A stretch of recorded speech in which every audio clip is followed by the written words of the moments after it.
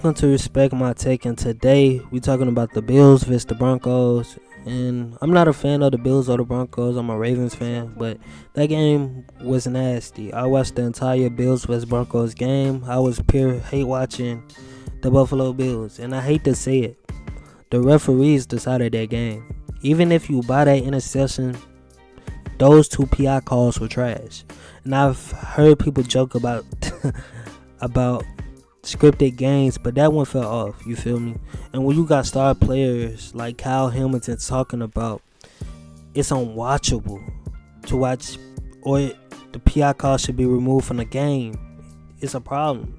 And last year, I'm not saying decided the game, Bills fan, but the Ravens vs the Bills game. Trey White comedy, it really happened again on Trey White. That's kind of funny, but it happened to Trey White again, bro. And it was just, I don't like it. I don't like it at all. It decided the game. And then the worst part, Bo Nix breaking his ankle. He was playing good ball, finding a rhythm, and his football season ends like that.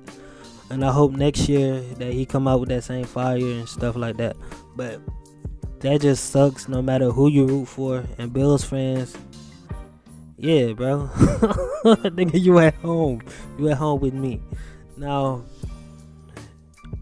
quick question. Did the refs rob the Bills, or did Buffalo deserve the loss? Let me know. I know Josh Allen had 5 interceptions. Not 5 interceptions, but 5 turnovers.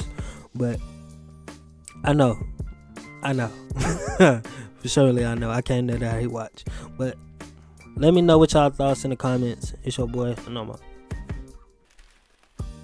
And literally after the game, the Falcons are hiring Kevin Stefanski. Is a good move. The 2-time coach of the year, play action, heavy offense. Now you pair that with Bijan Robinson. That alone can win the NFC South the way it's set up right now. And don't sleep on that Atlanta defense either. The pieces are already there. Watching from the outside, I'll admit that Atlanta finally got some hope.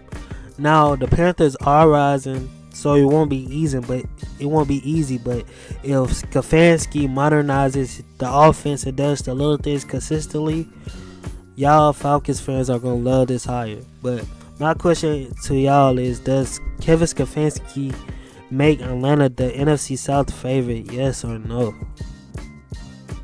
Seahawks crushed the 49ers 41-6 to punch their ticket to the NFC Championship. Rashid Shaheed opened the kickoff return touchdown. His third return touchdown in just 10 games as a Seahawk. Had the entire team turn from the very first play. Crazy part, Seattle could have never scored again after that opening kickoff, and the score would have been still would have been 7-6. This is how dominant they was. The Seahawks was just pure dominance. I thought I seen the Legion of Boom out that mug. You feel me? This was just a complete defensive masterclass from the jump. You could feel this game was headed towards a beatdown, and it never slowed down. After the 41-6 loss, this is what Trent Williams had to say. Being able to go in and knock off the defending world champs at their home, another tough game versus another great defense, and we made the plays, and tonight we just didn't make the plays. So it's nothing to hang your head over. Obviously nobody thought we would even be here, let alone thought we would win this game. So at the end of the day, we playing with house's money. When you get to this point, you're playing with who we play with. You start to realize, like, hey, we have a real shot. Obviously, in my opinion, there was no team that was just clear-cut number one throughout the whole season. So I just think it was wide open. And, I think a lot of people thought like me, and that's why, a lot of people tried to fight, till they couldn't fight anymore. And that quote should tell you everything about how this went. It's okay we lost because we already won our Super Bowl, basically, what he was saying. So let's get to the next game, bro. Texans vs Patriots. Let's be real. This game was never close. The Texas defense put on a clinic. 5 sacks, 2 fumble recoveries, 1 interception. The top-ranked defense absolutely controlled the night. But the other side has to improve. The offense has to improve everywhere if they want to win games like this, especially in the AFC.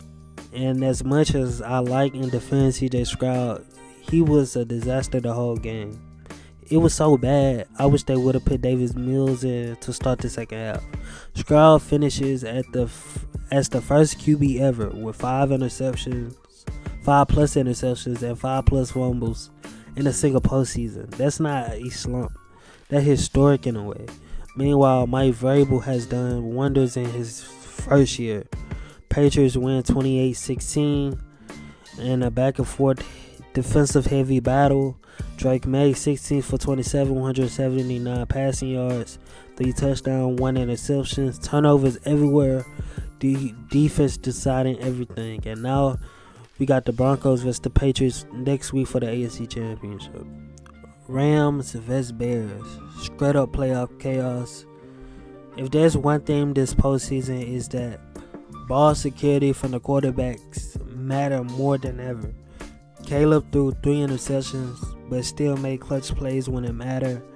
Meanwhile, Kyron Williams had 25 touches, 117 yards, 2 touchdowns. Rams winning on the game-winning field goal.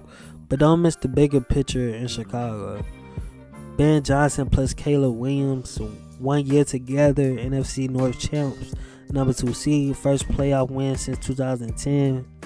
Beat the Packers twice. Say what you want, but the future is bright in Chicago.